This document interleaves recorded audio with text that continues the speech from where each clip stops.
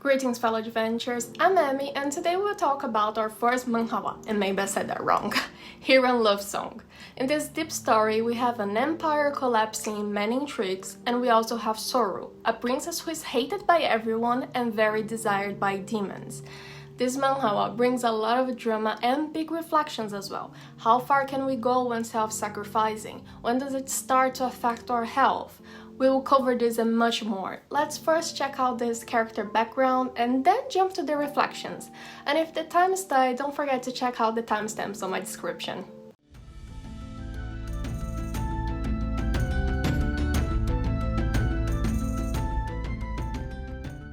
Soru was an unwanted princess. The only love she ever received in her childhood was from her nanny, who suddenly died because of the demons who would never leave the princess alone.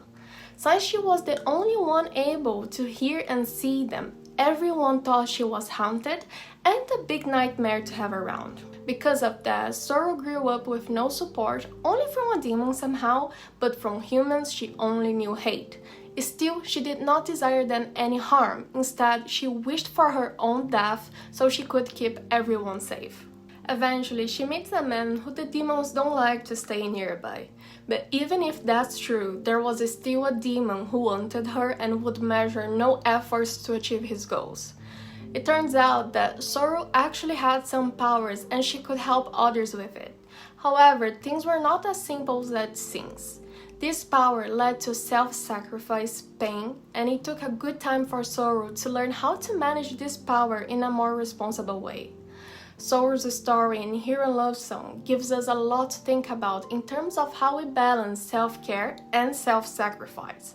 Now let's explore the subject and how we can find a healthier balance in our lives. Soru never felt useful or loved before. She faced a lot of demons and hate her whole life. Then, suddenly a man who shines as bright as the sun appears in her life, and besides her blindness, it was love at first sight. Jaehyun, maybe that's how you say it, was a ray of hope, and she just wanted to stand by his side. I won't say he was a good man at first, maybe he learned something in the end, right? But he wasn't exactly a good person at the beginning. Let's say that for pity, he allowed her to stand by his side. That meant a lot to Soru, who only knew rejection until then. Soon, that feeling turned into love, and Soru learning that her blood could heal. She just wanted to be useful to others, didn't thinking too much about the implications of such gesture to the empire and, more importantly, to her health. Deep down, she also had the expectation that being useful to the man she loved, perhaps that could make him feel something for her as well. In real life, we self-sacrifice ourselves in many ways. In our relationships, when we prioritize our partner's needs, goals, or even put their own well-being at first. And at work, when we do that extra effort to meet deadlines, when we take additional responsibilities, or when we go above and beyond working late nights or even missing family events because of work. Now, the question for Soru and you is, when self-sacrifice becomes too dangerous? If you read Heeran Love Song, you'll see how well they illustrate the dangers of excessive self-sacrifice. For Soru, everything started with helping others. However, she often puts her own well-being at severe risks to help others, to the point where she neglects her own health. The manhwa made me think if Soru did not start accepting others going too far in order to forget her own pain. Now, I don't blame Soru, she's a fictional character and I'm sure at the time she was luckily doing the best she could with what she knew. However, we all face the same drama in real life. When we are constantly self-sacrificing, it can become some type of self-harm, physical or not, and it's important to understand the patterns and seek for help. Most people won't come to the point of physically hurting themselves, and as far as that's very discussed, people don't talk much about non-physical self-harm, which involves behaviors or patterns that cause emotional, psychological, or mental harm to oneself. That comes with every time you have that negative talk, blaming yourself for things that are not your fault, or thinking that no one loves you or that you cannot do anything right. Every time you suppress your emotions, avoid or invalidate your own feelings, self-sabotage your career or relationships, isolate yourself, engage in risk behaviors like dangerous activities or abusing drugs, ignoring basic needs like food, sleep, or avoid help, and the most common these days, overworking. I won't say I'm sure because social media makes me believe there are lots of super healthy people out there, but if you're not one of them, I'm sure you did at least one of these things at least once. I don't think people are usually aware or perhaps do these things with the conscious intention to hurt themselves, but this reflection has the purpose to make you think about it.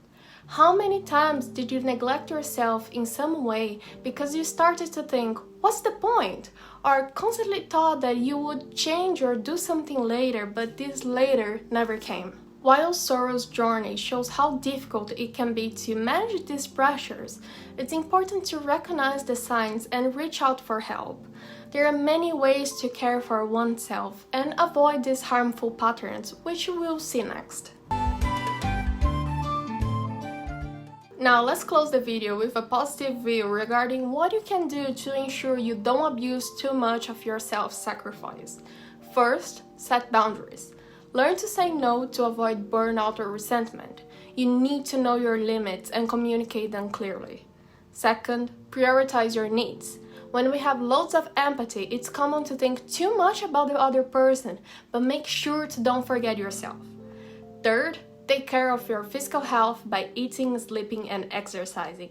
And of course, of your mental health too, by controlling the negative thoughts, doing some meditation, mindfulness exercises, and therapy to manage the stress. And the cherry of the cake, this goes especially for moms. Invest on your time management and delegate tasks.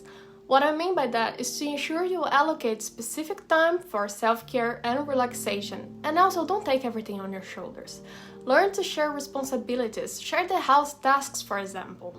Now, before we conclude, what's the hardest thing for you? Setting boundaries like Soru, share tasks, avoid the bad self-talk, avoid self-sabotage, finding time for self-care? Please let me know in the comments and don't forget to check out the form in my description if you're up for it. That's it for today's video. Heeran Love Song may have had a rushed ending, but it's a story that can make us reflect about many things, especially about self-sacrifice. Now guys, before you leave, if you heard something relevant, please support the channel with your like, subscribe. If you think this video can help someone else, please share, and I'll see you next time.